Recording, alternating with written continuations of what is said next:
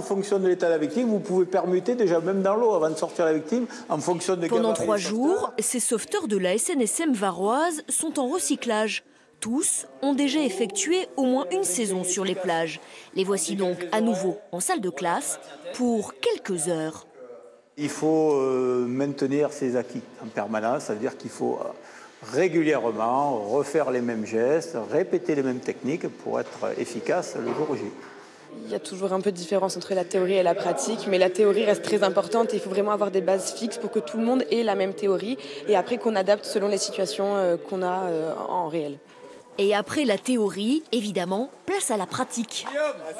Le chef de poste, tu gères ton embarcation, radio et tout, vous partez pour la mise à l'eau au PM. Allez.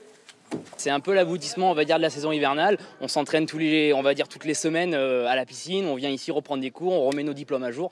Là, voilà, on touche le matériel, on est vraiment au plus près de l'action et de ceux auxquels on sera confronté en plage. Premier exercice, récupérer un nageur inconscient. En quelques dizaines de secondes, il faut ramener la victime sur la plage.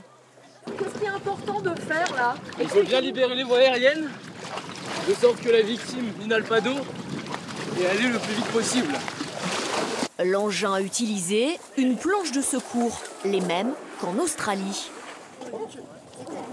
Séquence suivante, utilisation du pneumatique pour secourir le nageur.